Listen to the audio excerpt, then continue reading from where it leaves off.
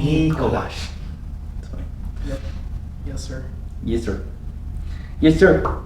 All right, ready for this? Nope. Hold on. You ready? Nope. Here we go. Nope. Hey guys, welcome to another edition of The Way Youth. Pastor Alex doesn't want to pay attention to anything, but I'm going to keep going. So here we go. I don't even know where my sermon Welcome to Christmas. Merry Christmas. I'm glad you're here. I'm glad. Grab a cup of hot cocoa, your Christmas jammies, and cuddle up because this is going to be a good one. Found the sermon.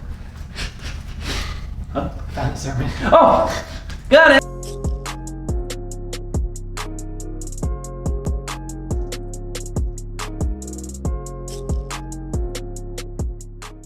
Hey guys, welcome to another edition of The Way Online. We're so excited that you've chosen to join us. It's Christmas time. Merry Christmas. I love saying that. I love saying Merry Christmas. Doesn't 2020 feel like the quickest year and the longest year of your life? So strange. Does anyone remember the month of March? I thought it was 6 months long. The month of March was like the longest. I thought I aged. I thought I grew. I got taller. Nothing happened, right? But 2020 has been the longest year ever and the shortest year ever, and we're coming to the end. Right. But with that, we want to say Merry Christmas. We're so excited you've chosen to watch on whatever platform you're involved. We've titled our message for the month of December, A Christmas Story. We're going to be talking all about Christmas and what it means and what it actually means, not what we think it means. It doesn't mean a PS5. It doesn't mean all these fun things. It means, well, maybe for Pastor Alex it does. But we want to focus on three main characters in the life and the meaning of Christmas, right? We want to focus on Mary, Joseph, and sweet baby Jesus, right? Sweet baby Jesus. Away in okay, I'm gonna edit that out. That's not gonna make it in. But anyway, we're really excited. And so, have you ever had this experience where you had something that happened to you that you couldn't explain? Have you ever been there? Yeah. You ever have a? You have? Yeah. Tell us about Can't think it. of it. But have you ever had a moment where something happened in your life? And is this a dream? Did this happen? What's going on? Remember that one time, Pastor Alex, you were jumping online and Johnny Swim invited you to his video? That was awesome. Was it one of those moments you're like, is this real? You're like, Is this real life? did that just happen? Right. Yeah, great. So in the story and in the birth of Jesus, we see Mary. Mary has this incredible experience where this angel comes to her and the crazy things are about to happen. Have you ever been there before? The thing is, though, there's a problem. And what's our problem? Is that when something unbelievable happens or is told to us, our reaction first is to not believe it. Like no, that's not real. Like when Johnny Swim jumped on your live, what'd you do? You're like, this has got to be wrong. Took a picture. Proved to everybody. Take a picture of that. Happened. Yeah. But so many times when unbelievable things happen to us, we don't think it's real. Right. We don't take it as such.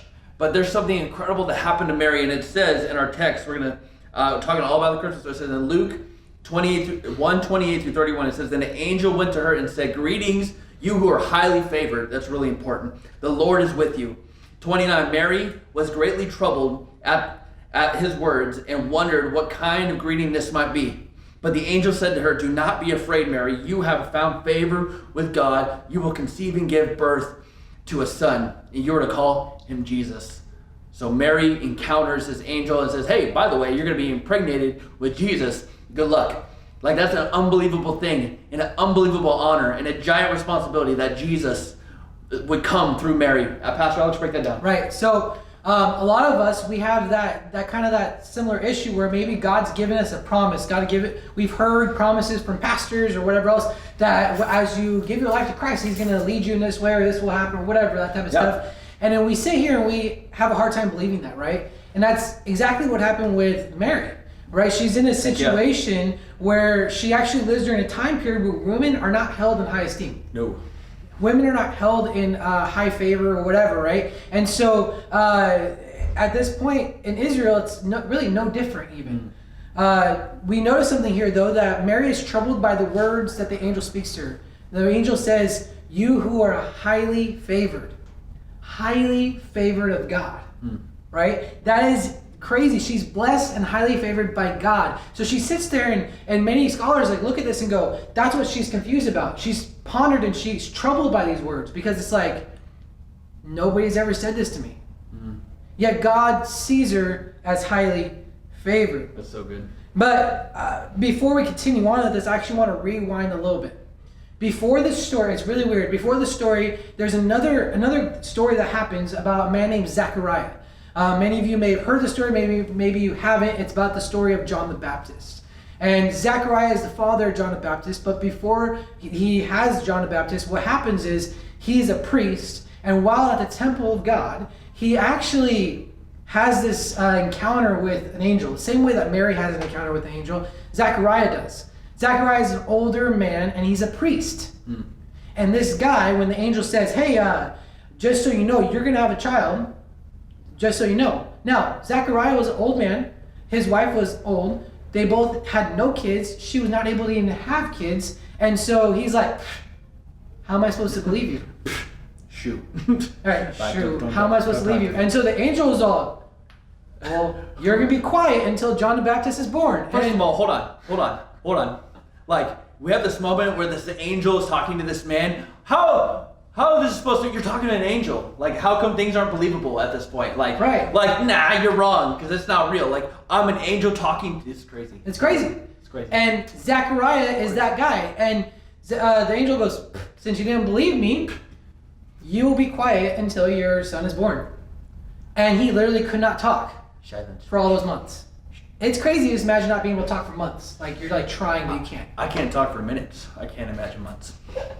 And so back to the story, we have to understand the situation, the differences between these two stories. You have an older man who is actually a priest. He's around, like, the presence of God, should be around the presence of God all the time. And when an angel from the presence of God shows up in his face, he doesn't believe it. No. He's like, bruh, back up. Then we have a young woman, a young teenager, right? And she's an angel appears to her, and she believes. She believes what the angel says immediately. She doesn't say, well, how am I supposed to believe this? Right. Like, show me, give me a sign to show that. No, she goes, You got any identification? Okay. Can you prove you're an angel? Mary says, okay, Yeah. so be it. It's crazy. And she has faith. So much faith. So we have one story that deals with the older man who's supposed to be close to God, yet had no faith to believe the miracle. And the other story deals with the young woman who chose to believe something that's unbelievable. What do we take away from this story? The one who was blessed and highly favored was the one who chose to believe the promises in the way that they were given. So good. She was the one that chose to believe these unbelievable things. Zechariah had a kid, yes, but we see that because of his unbelief, he was unable to speak. It goes further. Mary wasn't even married yet. She wasn't even married yet, and so you can imagine in that time period, it was insane to be pregnant and not be married, and she had to deal with the situation of everybody talking, of everybody saying things about her, people mocking her, people calling her names. Yet we see that she was still faithful to God all the way to having Jesus. And why was she able to do that? Because she believed the initial promise of what God said to her. And she knew and she believed what God said about her, that she was blessed and highly favored. Man, that's so good. The Christmas story starts off with incredible faith. Like, if we didn't have Mary, if Mary would have chickened out and ran away, if she would have been like, no, I can't do that, that's too much responsibility for me.